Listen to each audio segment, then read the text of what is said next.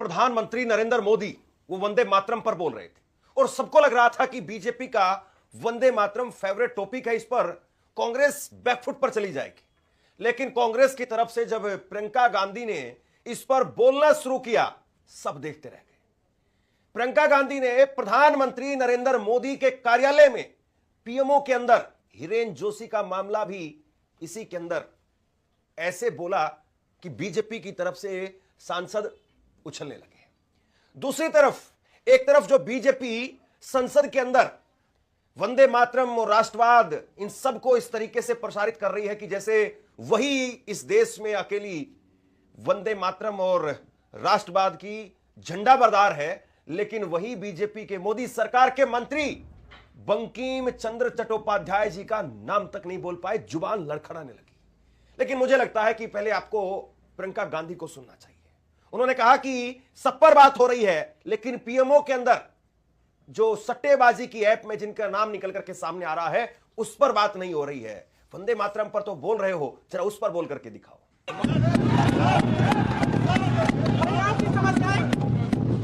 PMO में हो रहा है उसकी बातें, उसकी चर्चा, जो बैटिंग ऐप के बारे में हो रहा है पीएमओ के अंदर, आप सदस्य प्लीज, जो एफसी फाइलों में आपके मंत्री महोदय के नाम निकल आए हैं, माननीय उसकी चर्चा करेंगे। आप वंदे मातरम में बोले। प्रियंका गांधी वंदे मातरम पर भी बोली और वंदे मातरम पर जम करके सरकार को आईना भी दिखाया और कहा कि यह वंदे मातरम का जो मुद्दा है, इसके पीछे दो बड़ी वजह है जिसकी वजह से वंदे मातरम पर इतना सारा माहौल। अस्सलाम वालेकुम व रहमतुल्लाहि व बरकातुहू। अज़्ज़ान मिल्लत इस्लामिया, आप तमाम उम्मती को मुफस्सल की तरफ से सलाम अर्ज़ है। घर में बड़ी पर्दा नशीन इज़्ज़तदार माँ और बहनों को मुफस्सल की तरफ से सलाम अर्ज़ है। बहरहाल बहर के अल्लाह से बेदे आप लोग खैरियत से होंगे, अल्लाह की हिफाजत में होंगे।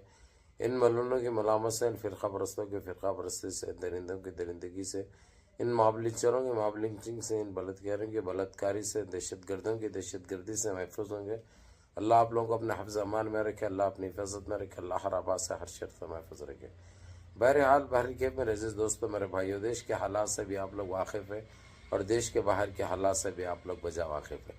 लेकिन ये हमारे देश में पार्लियामेंट में एक नई बहस छिड़ी हुई है।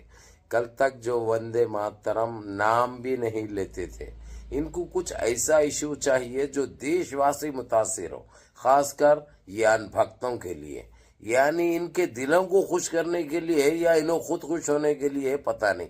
आज तक ये हमारे देश का कोई वो नहीं गाए, नज़म नहीं गाए, और ना तो जो है कभी वंदे मातरम ये लोग बोलते हैं। इनको कोई लेना देने नहीं हमारे देश के साथ, आपको अच्छी तरह पता है। लेकिन आज का ये इशू, ये लोग पार्लियामेंट में जो हमारे प्राइम मिनिस्टर ने जिस तरीके से वंदे मातरम पर जो इतना कहा है, मैं तो सिर्फ यही कहूँगा, अब ये वंदे मातरम बोलना चालू कर दो तुम लोग। अब जिस तरीके से हमारे देश का तिरंगा तुम्हारे आरएसएस के हेड क्वार्टरों पर भी नहीं लगाते, तुम लोग लगाना चालू करो। क्योंकि देश का प्राइम मिनिस्टर हमारा नरेंद्र मोदी है और जो है सो बता दिए उसने वंदे मातरम की अहमियत क्या है। इस चीज को जो है सो तुम लोग आज जान रहे हैं। हम जब से हमारा देश आजाद हुआ उस वंदे मातरम को हम मानते हैं। तुम आज बोल रहे हैं तो तुम लोग अमल करो ये बात, लेकिन तुम लोग सिर्फ गुमराही की तरफ ले जाना चाहते हैं। इसके ऊपर और एक बीजेपी के नेता ने जिस तरीके से बोला, जो वंदे मातरम जिसने बनाया है नज़म को, वो उनका नाम तक नहीं दोहरा सका, नाम तक बोलने नहीं आया उसको, लेकिन फिर भी तुम लोग वंदे मातरम के नाम पे एक नया आतंक फैलाने की नाकाम कोशिश करे। लेकिन कुछ होने वाला नहीं है, उससे फर्क पड़ता नहीं।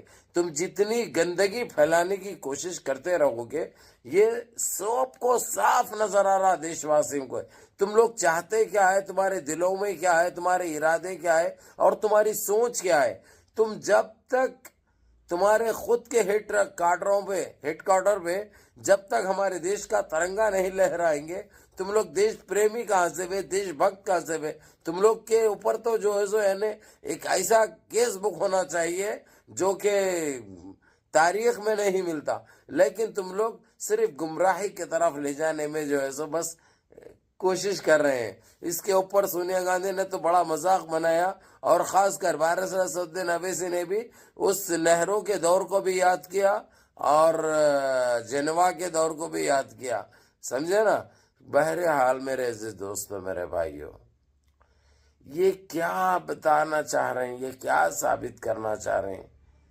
हमको क्या लेना देना है उस पड़ोस से, उसके नामा लेके, जबकि तुम बिरयानी उसके पास खाने जाते, तुम लोग जो है सो उसके खबरों पे फूल चढ़ाने जाते, फिर अगर से कोई दूसरा नाम भी ले लिया उनका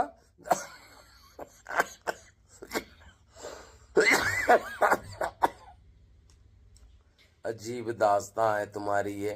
बहरहाल मुनज़्ज़म रहिए, मुत्तहिद रहिए, अपनी सफ़ों में इत्तेहाद बरकरार रखें, नमाजों की पाबंदी करिए, माँ बाप की खिदमत करिए, बड़ों के अहकाम पे अमल करिए, अपने भाई को भी दुआ में याद रखिए। अस्सलाम वालेकुम।